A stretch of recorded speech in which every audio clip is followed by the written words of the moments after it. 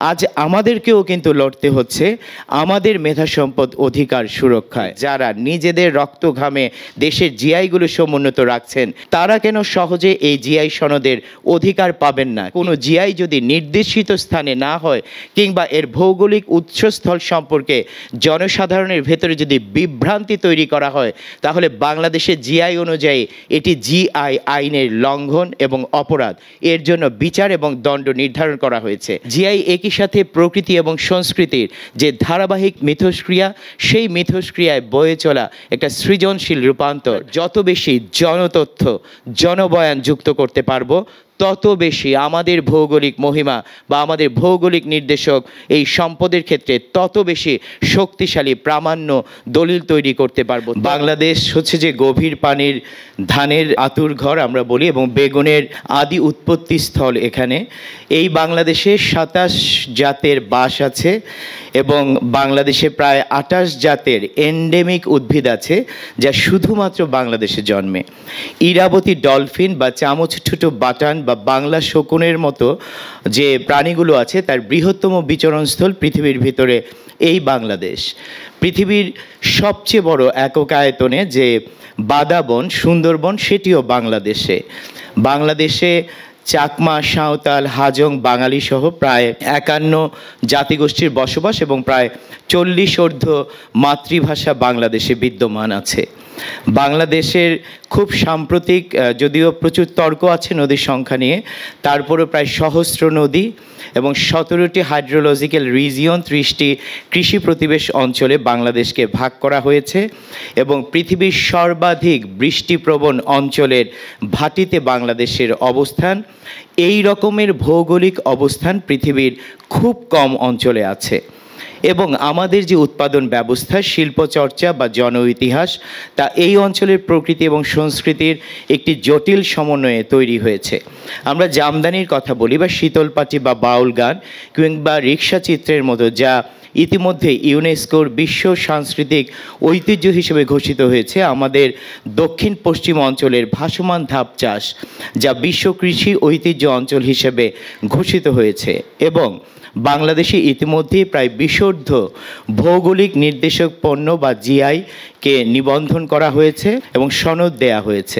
এই বাংলাদেশের আমরা যখন আসলে গাজীর গান বা ধামাইল বা টাঙ্গাইল শাড়ি, বগুড়ার দই, সিলেটের সাতকরা, পদ্মার ইলিশ, নাটোরের কাঁচাগোল্লা, মধুপুরের আনারস বা মুক্তাগাছার মন্ডা, পোড়াবাড়ির চমচম, রাজশাহীর রেশম বা কুষ্টিয়ার তিলের খাজা বা বান্দরবনের বম চাদর বা কুমিল্লার খাদি, রোহিতপুরি লুঙ্গি বা কুলিয়ারচরের শীতল শুটকি, অষ্টগ্রামের পনির বা মহেশখালীর পান বা ছিটকার হাজারি গুড়, কিংবা দেশের নানা ভূগোলে বা জনজীবনে বহমান যে প্রাকৃতিক ও সাংস্কৃতিক বৈচিত্র্য আছে, এর সাথে কিন্তু মিলে আছে আমাদের লোকায়ত জ্ঞান, মেধা সম্পদ এবং উৎপাদন অর্থনীতি।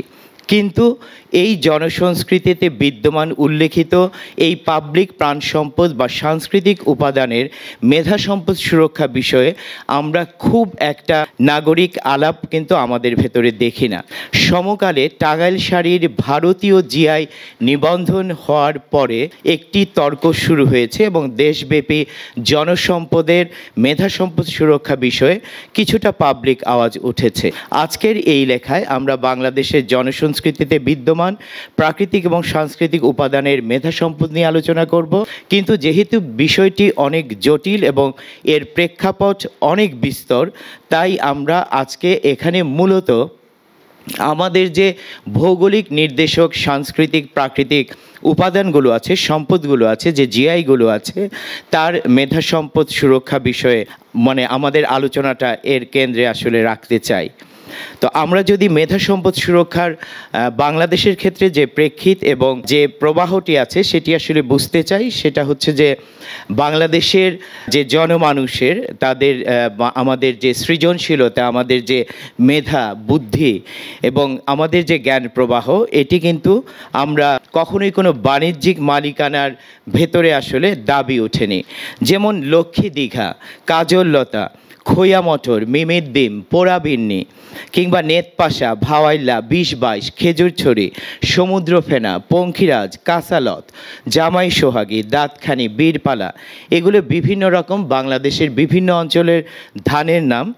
যে ধান কিন্তু বাংলাদেশের এরকম সহস্র যে ধানের জাত আছে, সেই জাতের নাম কিংবা জাতের কোনো একক মালিকানা কিন্তু কেউ কখনোই দাবি করেনি। ধানের এই রকম ধানের মেধাস্বত্ব নিয়ে কিন্তু কেউ আদালতে হাজির হয়েছেন এর কোনো কৃষক, এরকম কোনো নজির নেই। বাংলাদেশের যমুনা, খোয়াই, পিয়াইন, সুতাং, সোমেশ্বরী কিংবা কর্ণফুলী, মগরা, আমাদের হালদা, এরকম বহু যে নদী আমাদের আছে, সেই নদীর মালিকানা বা সত্ত্ব কিন্তু কেউ দাবি করেনি। কেউ কি কখনো বলেছে যে এই গ্রামের নাম আমি দিয়েছি, কিংবা এই জঙ্গলের কপিরাইট আমার? খনার বচন, রাধামন ধনপতি, ময়মনসিংহ গীতিকা বা শ্রেয়াঞ্জিং পালা, গাজন, ধামাইল বা মণিপুরী নটপালা, রয়ানি, আজিয়া, রেড়ে, হাজং লেওয়াটানা, এই যে গীত বা আখ্যান, তার কি কোনো একক মেধাসত্ব আসলে হতে পারে? বা মাটির টেপা পুতুল, শিলপাটা, শোলার কাজ, নকশি কাঁথা, লক্ষ্মীসরা, রিক্সাচিত্র, কাসুন্দি, শীতলপাটি বা ধনির চিরা, হাত পাকা বা গাজীর পটের কপিরাইট কেউ কি দাবি করেছে? করেনি। কিন্তু যেটি দেখা যাচ্ছে যে বিদ্যমান বাস্তবতায় সমতল থেকে পাহাড়, গ্রাম বাংলার মানুষের এই যে সাংস্কৃতিক এবং প্রাকৃতিক প্রাণ সম্পদ, সেগুলো কিন্তু আসলে আমাদের থাকছে না। এবং এটি নিয়ে বিস্তর বিভিন্ন রকমের কাজ শুরু হয়েছে। এবং এই যে মালিকানার তর্ক, সেই মালিকানার মেধা সম্পদের মালিকানার তর্ক, যার সাথে ঔপনিবেশিক ক্ষমতা এবং কর্পোরেট যে বাণিজ্য, সেটির সম্প্রসারণ জড়িত আছে। আজ আমাদেরকেও কিন্তু লড়তে হচ্ছে আমাদের মেধা সম্পদ অধিকার সুরক্ষায়। আমরা যদি একটু পেছনে যাই, তাহলে বিশ্ব বাণিজ্য সংস্থা নিয়ন্ত্রিত আমাদের আজকের দুনিয়ায় আমাদের জ্ঞান, মেধা, আমাদের প্রাণ সম্পদ যাই বলি না কেন, তা কিন্তু এককভাবে আসলে বিভিন্ন রকমভাবে একতরফা এই মালিকানাটি ছিনতাই করছে বা পেটেন্ট করছে বিভিন্ন বহুজাতিক কোম্পানি, এবং সেটি গবেষণার নামে, কখনো উন্নয়নের নামে। বিশ্ব বাণিজ্য সংস্থার 23টি অসম চুক্তি আছে। তার একটি চুক্তি হচ্ছে বাণিজ্য সম্পর্কিত মেধাস্বত্ব চুক্তি বা ট্রিপস। এই ট্রিপস চুক্তির 27.3 খ অনুচ্ছেদে প্রাণ সম্পদ, জ্ঞান, প্রযুক্তির উপর পেটেন্টের সুযোগ রাখা হয়েছে। চুক্তিবদ্ধ পক্ষ রাষ্ট্রসমূহকে তাদের নিজ দেশের জ্ঞান ও সম্পদ সুরক্ষায় একটি কার্যকর আইন, যেটি সেখানে লেখা আছে সুই জেনেরিস, তৈরির কথাও বলা হয়েছে। কিন্তু বাংলাদেশের মতো একটি অধিকতর দুর্বল, ক্ষমতাহীন রাষ্ট্র যখন কোনো কার্যকর আইন তৈরি করছে, সেটিকে কিন্তু আসলে কার্যকর হিসেবে দেখা হচ্ছে না। এবং যে কারণে দেখা যায় যে বাংলাদেশ সহ সারা পৃথিবীব্যাপী যে পাবলিক প্রাণ সম্পদ বা সাংস্কৃতিক উপাদান আছে, তার মেধাস্বত্ব নানাভাবে আসলে ছিনতাই হচ্ছে এবং পেটেন্ট করা হচ্ছে। আমাদের নিশ্চয়ই মনে আছে যে আমেরিকার WR গ্রেস কোম্পানি আমাদের নিম গাছকে একতরফাভাবে পেটেন্ট করতে চেয়েছিল। মিসিসিপি মেডিকেল সেন্টার ইউনিভার্সিটি হলুদ এবং হলুদের তার যে নিরাময় ক্ষমতা আছে, সেই ক্ষমতাকে আসলে পেটেন্ট করতে চেয়েছিল। ক্রোমাক রিসার্চ ইনকর্পোরেশন করলা এবং কালোজাম, রাইসটেক ইনকর্পোরেশন বাসমতি ধানকে পরবর্তীতে তারা টেক্সমতি, এভাবে কিন্তু পেটেন্ট করেছে। এমনকি ভারত একতরফাভাবে নকশি কাঁথা এবং আমাদের টাঙ্গাইল শাড়িকে জিআই হিসেবে নিবন্ধন করেছে। তো মেধা সম্পদ সুরক্ষায় কার্যকর সুই জেনারিস হিসাবে বাংলাদেশ বলছে যে সে অনেকগুলো কার্যকর পদক্ষেপ নিয়েছে, কিছু আইন এবং নীতিও তৈরি করেছে। কিন্তু সেসব আইন এবং নীতি বিষয়ে পাবলিক পরিসরে খুব বেশি আলাপচারিতা নাই। আমাদের নিশ্চয়ই মনে আছে 1992 সনে ব্রাজিলের রিও ডি জেনেরোতে যখন বিশ্ব ধরিত্রী সম্মেলন হয়, তখন আন্তর্জাতিক প্রাণ বৈচিত্র্য সনদ গৃহীত হয়, যা কনভেনশন অন বায়োলজিক্যাল ডাইভার্সিটি বা CBD 1992 নামে পরিচিত। সেই সনদের অনুকূলে বাংলাদেশ 1998 1998 সনে দুটি আইন করেছিল। তার একটির নাম হচ্ছে plant varieties act of Bangladesh, আর একটির নাম হচ্ছে biodiversity and community knowledge protection আইন। সেই খসড়া আইন দুটিতে প্রথম পাবলিক মেধা সম্পদ এবং লোকায়ত জ্ঞান সুরক্ষার কিছুটা কথা বলা হয়েছিল, কিন্তু সেই আইন দুটি চূড়ান্ত করা হয়নি। পরবর্তীতে উদ্ভিদজাত ও কৃষক অধিকার সংরক্ষণ অধ্যাদেশ 2007 তৈরি করা হয়, সেটিও চূড়ান্ত করা হয়নি। পরবর্তীতে 2017 সনে কোনো জনমত জনবিশ্লেষণ ছাড়াই বাংলাদেশ জীববৈচিত্র্য আইন এবং 2019 সনে উদ্ভিদের জাত সংরক্ষণ আইন বাংলাদেশ চূড়ান্ত করেছে। তো এই দুটি আইনে এই মেধা সম্পদের অধিকার বিষয়ে আসলে কি বলছে? জীববৈচিত্র্য আইনে লোকায়ত মেধা সম্পদের সুরক্ষা বিষয়ে কোনো উল্লেখ না থাকলেও উদ্ভিদজাত সংরক্ষণ আইন 2019-এ কৃষকের অধিকার বলতে 8টি বিষয়কে অন্তর্ভুক্ত করা হয়েছে এবং এখানে চিরায়ত জ্ঞান বিষয়টিকে উল্লেখ করা হয়েছে এবং বলা হয়েছে বাংলাদেশের কোনো কৃষক যদি তার কোনো জাতের অধিকার চান, সেই নামের অধিকার চান, তার কোনো বুদ্ধিবৃত্তিক বা কৃষ্টির অধিকার চান, যেটি লিখিত বা মৌখিক, লোককথা বা কাহিনী আকারে প্রচলিত, তাহলে অবশ্যই এই চিরায়ত জ্ঞানকে বা কোনো কৃষক সমাজ তার অধীনে এটি কিন্তু তার মালিকানায় আসলে রাখতে পারবে। কিন্তু আমরা এই আইনের কোনো বাস্তবায়ন দেখিনি। ঝিনাইদহের হরিপদ কপালীর হরিধান, খাগড়াছড়ির ফকুমার ত্রিপুরার ফকুমার ধান, সুনামগঞ্জের নোয়াজ আলী ফকিরের চুরাক ধান, ময়মনসিংহের সেন্টু হাজংয়ের সেন্টু শাইল বা সাতক্ষীরার দিলীপ তরফদারের চারুলতা ধানের কিন্তু এই আইনে কোনো স্বীকৃতি মেলেনি। যশোর অঞ্চলের একটি অতি প্রচলিত জনপ্রিয় জাত, যার নাম খাসকানি, যেটিকে বিশুদ্ধ সারি নির্বাচনের মাধ্যমে বাংলাদেশ ধান গবেষণা ইনস্টিটিউট নাম দিয়েছে বৃধান 34। তাহলে কি এই নতুন আইনের মাধ্যমে আবারও কৃষক তার খাসকানি এই নামটি আসলে ফেরত পাবে? এই কথার বা এই যে তর্ক, সেই তর্কের সুরাহা আসলে এখনো হয়নি। এছাড়া মেধা সম্পদ ও সত্ত্ব ঘিরে বাংলাদেশে যেসব আইন সবচেয়ে বেশি আলোচিত হয়, ট্রেডমার্ক আইন বা patent and design act, Bangladesh patent আইন, কপিরাইট আইন, উদ্ভিদজাত সংরক্ষণ আইন কিংবা জিআই আইন।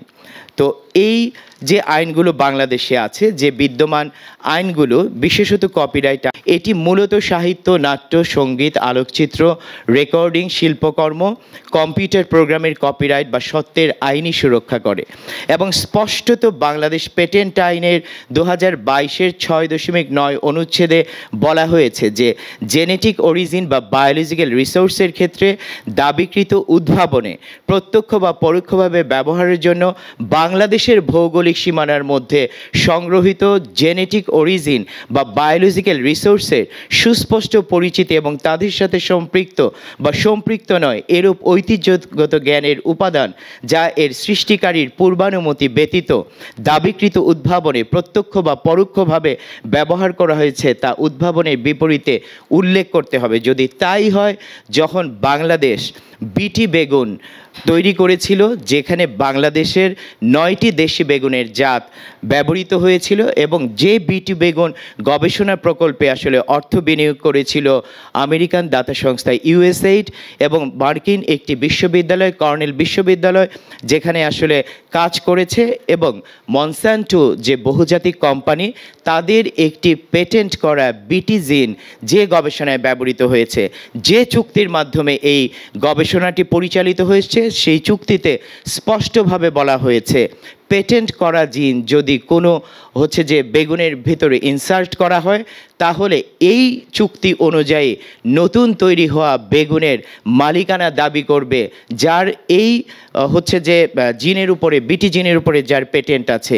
সেক্ষেত্রে দেখা যায় এটি একটি অমীমাংসিত বিতর্ক যে বিটি বেগুন গবেষণার ভেতর দিয়েও আমাদের দেশি যে 9টি বেগুনের জাত, সেই বেগুনের জাতের যে আসলে মালিকানা কার আছে, এটি কিন্তু এখনো পর্যন্ত অমীমাংসিত।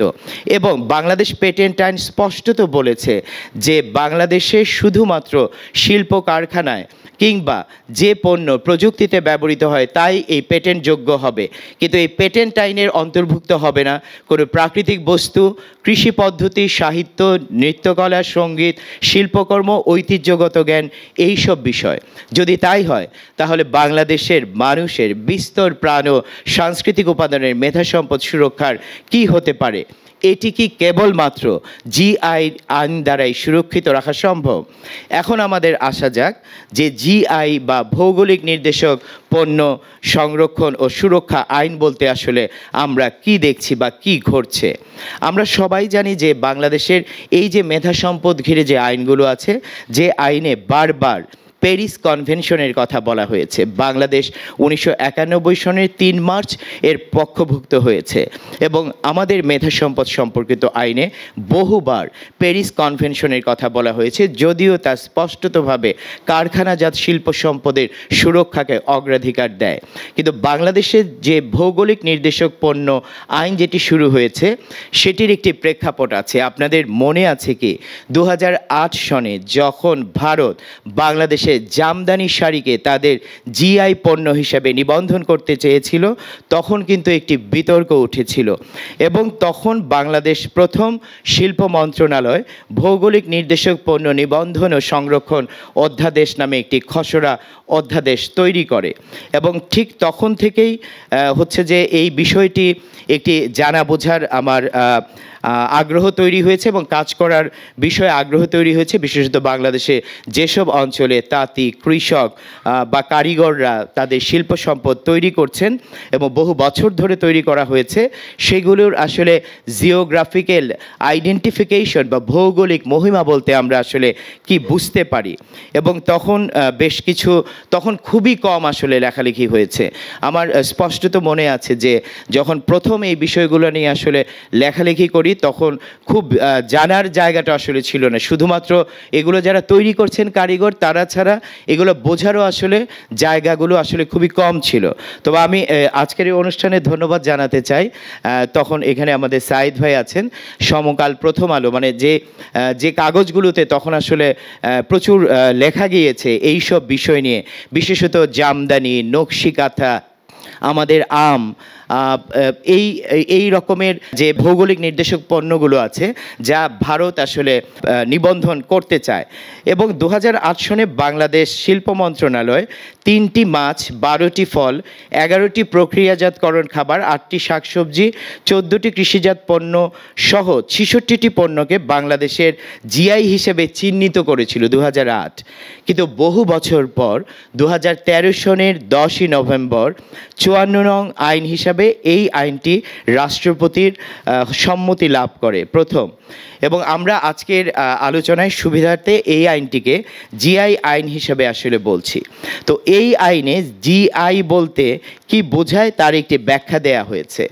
জিআই বলতে বোঝাবে যে বাংলাদেশের কোনো কৃষিজাত বা প্রকৃতিজাত বা প্রস্তুতকৃত পণ্য যার দ্বারা উক্ত পণ্য কোনো বিশেষ দেশে বা ভূখণ্ডে বা উক্ত দেশ বা ভূখণ্ডের কোনো বিশেষ অঞ্চল বা এলাকায় জাত বা প্রস্তুতকৃত বোঝায়, যেক্ষেত্রে উক্ত পণ্যের বিশেষ গুণাগুণ, সুনাম বা অনন্য বৈশিষ্ট্যসমূহ আবশ্যিকভাবে এর ভৌগোলিক উৎপত্তিস্থলের উপর প্রযুক্ত। যদি পণ্যটি প্রস্তুতকৃত পণ্য হয় তাহলে যার দ্বারা এবং প্রস্তুতকরণে কার্যাবলীর মধ্যে উৎপাদন বা প্রক্রিয়াজাতকরণ বা প্রস্তুতকরণ কার্যের কোনো একটি কার্য অনুরূপ ভূখণ্ড, অঞ্চল বা এলাকায় সম্পন্ন হওয়াকে বোঝাবে। তো এই পেটেন্ট, শিল্প নকশা ও ট্রেডমার্কস অধিদপ্তর, যারা মূলত জিআই নিয়ে কাজ করেন, তাদের ওয়েবসাইটে প্রদেয় যে তথ্য আছে সেই প্রদেয় তথ্য অনুযায়ী দেখা যায় যে 21টি পণ্যকে বাংলাদেশ ইতিমধ্যেই জিআই সনদ দিয়েছে বা চূড়ান্তভাবে মঞ্জুর করেছে। যদিও লেখাটা আসলে শেষ হয়েছিল 24শে এপ্রিল, বাংলাদেশ 25শে এপ্রিল জামদানি শাড়িকেও জিআই সনদ দিয়েছে। বাংলাদেশ প্রথম জিআই সনদ দিয়েছে জামদানি শাড়িকে, যার জিআই নাম্বার 1, এবং এটি জিআই সনদের জন্য আবেদন করেছিল বাংলাদেশ ক্ষুদ্র ও কুটির শিল্প কর্পোরেশন, বিসিক। পরবর্তীতে বাংলাদেশ অনেকগুলো বিষয়কে দিয়েছে, যেমন আমাদের ইলিশ, সেটি বাংলাদেশ ইলিশ, চাঁপাইনবাবগঞ্জের খিরসাপাত আম, বিজয়পুরের সাদামাটি, দিনাজপুরের কাটারি ভোগ, বাংলাদেশ কালিজিরা, রংপুরের শতরঞ্জি, রাজশাহী চাঁপাইনবাবগঞ্জের ফজলি আম, বাংলাদেশের বাগদা চিংড়ি, বাংলাদেশের শীতলপাটি, বগুড়ার দই, শেরপুরের তুলসীমালা ধান, চাঁপাইনবাবগঞ্জের ল্যাংড়া ও আশ্বিনা আম, নাটোরের কাঁচাগোল্লা, বাংলাদেশ ব্ল্যাক বেঙ্গল ছাগল, টাঙ্গাইলের পোড়াবাড়ির চমচম, কুমিল্লার রসমালাই, কুষ্টিয়ার তিলের খাজা, এগুলো বাংলাদেশ জিআই সনদ পেয়েছে। টাঙ্গাইল শাড়ির ভারতীয় জিআই নিবন্ধন নিয়ে তর্ক ওঠার পর 2024 সালের 6 ফেব্রুয়ারি টাঙ্গাইল শাড়ির জিআই সনদের জন্য টাঙ্গাইল জেলা প্রশাসক আবেদন করেন এবং পরবর্তীতে 25 এপ্রিল জিআই সনদ আসলে টাঙ্গাইল শাড়ির ক্ষেত্রে দেয়া হয়। এছাড়া আরও 14টি জিআই হচ্ছে যে আমাদের সম্পদ, যেটি আবেদনের অপেক্ষায় আছে। তো এই যে জিআই আইন অনুযায়ী কে বা কারা এই জিআই নিবন্ধনের জন্য আবেদন করতে পারেন, এই আইনে আছে বাংলাদেশের জিআই উৎপাদনকারী ব্যক্তিবর্গের বা তাদের স্বার্থের প্রতিনিধিত্বকারী প্রচলিত আইনের অধীনে গঠিত বা নিবন্ধিত কোনো সংগঠন বা সমিতি, সরকারি সংস্থা বা কর্তৃপক্ষ জিআই নিবেদনের জন্য নির্ধারিত ফরমে পদ্ধতিতে ফিস প্রদান করে রেজিস্ট্রার বরাবর লিখিতভাবে আবেদন করতে পারবেন। কিন্তু বাংলাদেশের জিআই সনদের ক্ষেত্রে দেখা যায় সবচেয়ে বেশি সনদ দেয়া হয়েছে জেলা প্রশাসকদের আবেদনের ভিত্তিতে। 4টি জিআই সনদ এসেছে ব্যক্তিগত আবেদনের প্রেক্ষিতে, বিসিক পেয়েছে 3টি, ব্রি 2টি। মূলত সরকারি প্রতিষ্ঠানের আবেদনের প্রেক্ষিতেই বেশিরভাগ জিআই সনদ দেয়া হয়েছে। তাহলে সহস্র বছর ধরে যারা নিজেদের রক্ত ঘামে দেশের জিআইগুলো সমুন্নত রাখছেন, গ্রাম বাংলার কৃষক, তাঁতি, কারিগর সমাজ, তারা কেন সহজে এই জিআই সনদের অধিকার পাবেন না, কিংবা তারা আবেদন কেন আসলে করছেন না? তাহলে এই মেধা সম্পদের সুরক্ষা কিভাবে আসলে সংরক্ষিত হবে? জিআই আইন অনুযায়ী কোনো নিবন্ধিত জিআই এর অনুমোদিত ব্যবহারকারীর মেয়াদ হবে 5 বছর। এমনকি কোনো জিআই পণ্যের অনুমোদিত ব্যবহারকারীর মৃত্যুবরণ করলে উক্ত জিআই পণ্যের অধিকার তার বৈধ উত্তরাধিকারীর উপরে বর্তাবে। তাহলে এখন যে টাঙ্গাইল জেলা প্রশাসক, যিনি এই আইন অনুযায়ী টাঙ্গাইল শাড়ির জিআই সনদ পেয়েছেন, তার উত্তরাধিকার কিন্তু কোনোভাবেই টাঙ্গাইল শাড়ির কারিগররা হতে পারছেন না। তাহলে টাঙ্গাইল শাড়ির কারিগরদের মেধা সম্পদ সুরক্ষা কিভাবে আসলে সংরক্ষিত হতে পারে? 2004 আপনারা মনে করুন থেকে 2009 এই পর্যন্ত 117টি পণ্যকে ভারত জিআই নিবন্ধনের জন্য দরখাস্ত করেছিল, যার ভেতরে বাংলাদেশের জামদানি শাড়িও ছিল। এবং বিতর্ক ওঠার পর ভারত এই জামদানি শাড়িকে উপাদ্যা জামদানি নামে নিবন্ধন করতে বাধ্য হয়েছে। কিন্তু নকশিকাঁথাকে হচ্ছে পশ্চিমবঙ্গের নকশিকাঁথা, ফজলি ও ল্যাংড়া আমকে তাদের নিজস্ব হচ্ছে যে জিআই, এবং পশ্চিমবঙ্গের ফুলিয়া নদিয়ার শাড়ি হিসাবে টাঙ্গাইল শাড়িকে নিবন্ধন করেছে ভারত। বাংলাদেশের জিআই আইনের 3য় অধ্যায়ে ভৌগোলিক নির্দেশক পণ্যের সুরক্ষা বিষয়ে বেশ কিছু ধারা বর্ণিত হয়েছে।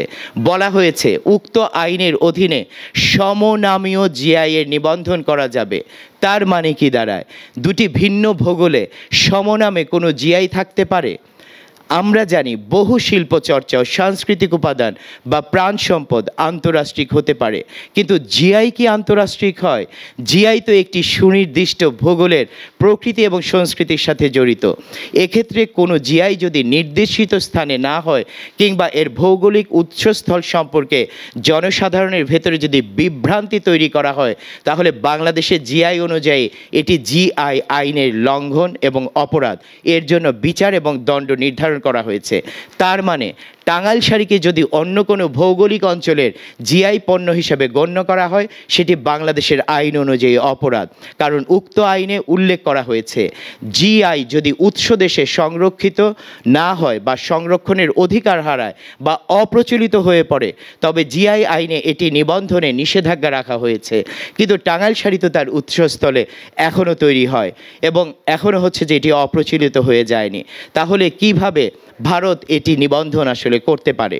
আরেকটি গুরুত্বপূর্ণ বিষয়, সেটি হচ্ছে যে টাঙ্গাইল শাড়ি নিয়ে যখন আসলে কথা হয়, টাঙ্গাইল শাড়ির একটি বিষয়, আমরা একদম শেষের দিকে আসলে চলে এসেছি। আমরা এটি জানি যে টাঙ্গাইলের যে শাড়ি, সেই শাড়ির দুটি তাঁতে আসলে বোনা হয়, একটি বসাক তাঁত এবং আরেকটি হচ্ছে যে চিত্তরঞ্জন তাঁত। এবং চিত্তরঞ্জন তাঁতকে কোট আনকোট আসলে অনেক সময় জোলার তাঁত হিসেবে আসলে দেখা হয়। দুটি তাঁতের শাড়ির বুননে ভিন্নতা আছে, মোটিফে ভিন্নতা আছে, এবং এই দুটি তাঁতের ভিতরে বসাক তাঁতে তৈরি শাড়িকেই টাঙ্গাইল শাড়ি হিসেবে আসলে বলা হয়। এবং এই যে টাঙ্গাইল তাঁতের শাড়ির কারিগরদের যে স্থানান্তরের যে ইতিহাস, স্থানান্তরের ইতিহাসে আসলে দেখা যায় তারা কোনো একটি অবিভক্ত ভারতীয় সময়ে তারা কখনো হচ্ছে যে আপনার পশ্চিমবঙ্গ এই অঞ্চলে ছিলেন, মালদা অঞ্চলে ছিলেন, এবং কোনো একটি সময়ে তারা হচ্ছে যে তারও আগে আমাদের আত্রাই এবং মহানন্দা নদীর তীরে ছিলেন, যেটি চাঁপাইনবাবগঞ্জে। আপনাদের নিশ্চয়ই মনে আছে, এখন বলা হচ্ছে যে আমাদের এই অঞ্চলে সবচেয়ে প্রাচীন তাঁত হচ্ছে গঙ্গাজলি কাপড়, যেটি আত্রাই এবং মহানন্দা তীরে তৈরি হয়েছে, সেটি মসলিনের চাইতেও প্রাচীন। এবং পরবর্তীতে এই তাঁতিরা কিন্তু ওই অঞ্চল থেকে চলে আসেন কিশোরগঞ্জে, এবং কিশোরগঞ্জ থেকে পরবর্তীতে ঢাকার ধামরাইয়ে চৌহালিতে, ঢাকার ধামরাইয়ে চৌহালি থেকে আবারও হচ্ছে যে আপনার টাঙ্গাইলে, এবং টাঙ্গাইলের পাথরাইল নামে যে ইউনিয়ন আছে, মূলত দেলদুয়ার উপজেলা, সেই দেলদুয়ার উপজেলায় অনেকগুলো গ্রাম আছে, চণ্ডী, পাথরাইল, যে গ্রামে তাদের সবচেয়ে বড় বিকাশটি আসলে ঘটেছে, যেখান থেকে কিন্তু তাদের টাঙ্গাইল শাড়িটি আসলে জন্ম নিয়েছে। তারা তাঁতি, তার আগেও তারা অনেক রকমের তাঁত বুনেছেন, কিন্তু টাঙ্গাইলেই শুধুমাত্র টাঙ্গাইল শাড়ি তৈরি হয়েছে। এবং কি তার ভৌগোলিক মহিমা, যেটি আসলে টাঙ্গাইল শাড়ি আসলে তৈরি করেছে, সেটি বোঝাটা জরুরি। কারণ এই তাঁতিরা কিন্তু আপনার গঙ্গা, পদ্মা, মহানন্দা, আত্রাই, তারা বংশাই নদী, অনেকগুলো নদী, কিন্তু তারা মেঘনা, এই রকমের অববাহিকা থেকে যখন তারা লৌহজং নামে একটি নদীর কাছে গিয়েছেন, লৌহজং নদীর পানি কিন্তু খুবই টলটলে এবং খুবই পরিষ্কার। আমি তাদের ভাষায় বলছি যে খুবই পরিষ্কার পানি। এবং এই লৌহজং নদীর পানি টাঙ্গাইল শাড়ির বোনার ক্ষেত্রে আসলে ব্যবহৃত হয়। এবং টাঙ্গাইল শাড়ির বোনার ক্ষেত্রে প্রত্যেকটি হ্যান্ডলুমের ক্ষেত্রে একটা বিশেষ বিষয় হচ্ছে মন্ড। এটি মোটিফের সাথে সম্পর্কিত নয়, মোটিফ কিন্তু প্রচুর কপি হতে পারে, কিন্তু যখন এই ভৌগোলিক মহিমা বলা হচ্ছে তখন সেই ভূগোলে এটা কতটুকু বিশেষ সেটি আসলে বোঝাটা জরুরি। তো এই যে লৌহজং নদীর পানি এবং পোড়াবিন্নি একটি ধান, একটি দেশি ধান যেটি আমন এবং আউশে হয়, পোড়াবিন্নি ধানের খই এবং হচ্ছে যে আপনার ঝিনুক, যে ঝিনুকটি শুধুমাত্র লৌহজং নদী এবং তার আশেপাশের বিল, ওই অঞ্চলে একটি বিল আছে, বড় বিল, চারান বিল, ওই চারান বিলের যে ঝিনুক, চারান বিলের ঝিনুকের গোড়া থেকে তৈরি করা চুন, লৌহজং নদীর পানি, পোড়াবিন্নি ধানের খই দিয়ে যে মণ্ডটি তৈরি করা হয়, এটি স্থানীয় ভাষায় বলা হয় জরা। এই জরা শুধুমাত্র টাঙ্গাইল শাড়িকে টাঙ্গাইল শাড়ি হিসাবে ভৌগোলিক মহিমা আসলে দিয়েছে। এটি অন্য কোনো অঞ্চলে আসলে করা সম্ভব নয়। কারণ আমরা কিন্তু নদিয়া বা ফুলিয়াতে যে তাঁতের শাড়ি তৈরি হচ্ছে, অবশ্যই সেটি ওই অঞ্চলের ভৌগোলিক মহিমা বা ভৌগোলিক নির্দেশক পণ্য। কারণ ওই অঞ্চলের যে তাঁতিরা আছে তাদের মেধাসত্ব, তাদের লোকায়তজ্ঞান সেটির সাথে সম্পর্কিত। কিন্তু আমরা কিন্তু কোনোভাবে টাঙ্গাইলকে কেটে, লৌহজং নদীকে কেটে নদিয়া বা ফুলিয়াতে নিয়ে যেতে পারি না, ঠিক যেভাবে আমরা নদিয়া ফুলিয়াকে কেটে আসলে বাংলাদেশে নিয়ে আসতে পারি না। ঠিক একইভাবে জামদানি শাড়ি বোনার জন্য তিল বাজাল নামে একটি ধান, যেটি শুধুমাত্র ওই অঞ্চলে হয়। এরকম যে ভৌগোলিক নির্দেশক পণ্যের যে আসলে বিতর্ক, সেই বিতর্কে কিন্তু আমরা অধিকাংশ সময় মানে অন্য যে মেধাসত্ব, কোনো মোটিফ বা নকশার মেধাসত্ব, সেটিকেও আসলে গুলিয়ে ফেলি। এবং স্পষ্টত দেখা গিয়েছে বেশ কিছু মোটিফের ক্ষেত্রে যে অনেক মোটিফ, টাঙ্গাইল শাড়ির প্রচুর মোটিফ কিন্তু হারিয়ে গেছে। বিশেষত শকুন্তলা, এই মোটিফটি টাঙ্গাইল শাড়িতে এখন আর দেখাই যায় না, কারণ এটি একটি দুষ্প্রাপ্য মোটিফ, এটি প্রায় হারিয়ে গিয়েছে। ধান ছড়া, এই মোটিফটি কিন্তু এখন আর টাঙ্গাইল শাড়িতে দেখা যায় না। এখনকার বাস্তবতায় এখনকার মানুষ যে মোটিফ বা ডিজাইনকে পছন্দ করছেন, তাঁতিরা কিন্তু সেভাবে আসলে বুনছেন। তো আদি টাঙ্গাইল শাড়ির যে মোটিফ বা ডিজাইন, সেটি কিন্তু খুব কম আসলে তৈরি হয়। এবং হাতে তৈরি করা যে নকশা, আমরা যেটিকে মোটিভ বলছি, যেটি তাঁতিদের ভাষায় যে বুটি, তাদের যে বুটি, সেই বুটি কিন্তু এখন আসলে ওইভাবে তৈরি হচ্ছে না। তো আমরা এই ধারাবাহিকতায় বিশ্ব মেধা সম্পদের দিবসে আমাদের যে প্রস্তাব, মানে আমরা কিছু প্রস্তাব করতে চাই। আমরা জানি যে মেধাস্বত্ব সম্পদের সুরক্ষা নিয়ে জাতিসংঘের বিশ্ব মেধা সম্পদ সংস্থা বা ওয়াইপো কাজ করে, এবং এই বিশ্ব মেধা সম্পদ সংস্থার যে রাষ্ট্রসমূহ 2000 সনের 26শে এপ্রিলকে বিশ্ব মেধা সম্পদ অধিকার দিবস নিবন্ধন নির্ধারণ করে। বাংলাদেশ 1985 সনে এই বিশ্ব মেধা সম্পদ সংস্থার সদস্য হয়। প্রতি বছরই বিশ্ব মেধা সম্পদ অধিকার দিবসের একটি প্রতিপাদ্য থাকে। এবছরের প্রতিপাদ্য ছিল আমাদের যে এসডিজি ঘোষণা করা হয়েছে 17টি লক্ষ্য নিয়ে, স্থায়িত্বশীল উন্নয়ন লক্ষ্যমাত্রা এবং মেধা সম্পদ এবং এসডিজি। এবং আমরা যেটি আসলে বলতে চাই, যদি আমরা এই 17টি লক্ষ্য অর্জন করতে চাই তাহলে অবশ্যই আমাদের পাবলিক মেধা সম্পদের অধিকার সুরক্ষিত হওয়াটা আসলে জরুরি। আমাদের গ্রামীণ জনপদে বিরাজমান যে প্রাকৃতিক সাংস্কৃতিক সম্পদ আছে তার মেধা সম্পদের সুরক্ষা আসলে আমাদের জরুরি। আমাদের সংবিধানের 18 ক ধারায় বলা হয়েছে, রাষ্ট্র বর্তমান ও ভবিষ্যৎ নাগরিকদের জন্য পরিবেশ সংরক্ষণ ও উন্নয়ন করিবেন এবং প্রাকৃতিক সম্পদ, জীববৈচিত্র্য, জলাভূমি, বন ও বন্যপ্রাণীর সংরক্ষণ ও নিরাপত্তা বিধান করিবেন।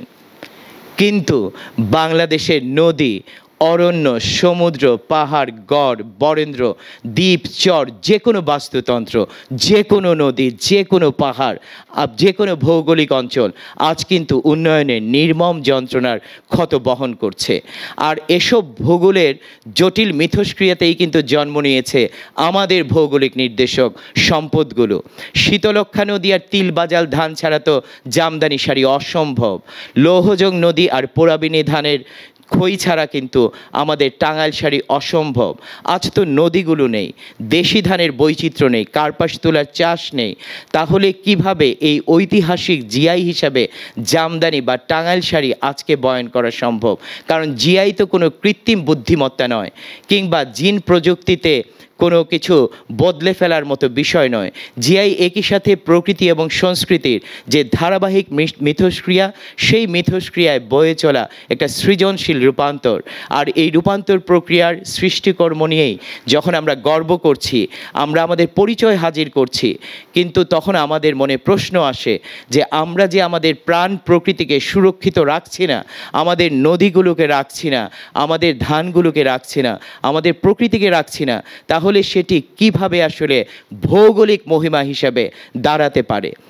এবং ঠিক একইভাবে আমরা যে জিআই পণ্যগুলো নিয়ে কথা বলছি, আমি গ্রামীণ যে পেশাজীবী কারিগর সমাজ তাদের সাথে তাদের জিআই পণ্যের স্বীকৃতি এটি তাদেরকে আসলে কি দিতে পারে সে বিষয়ে আসলে কথা বলেছি।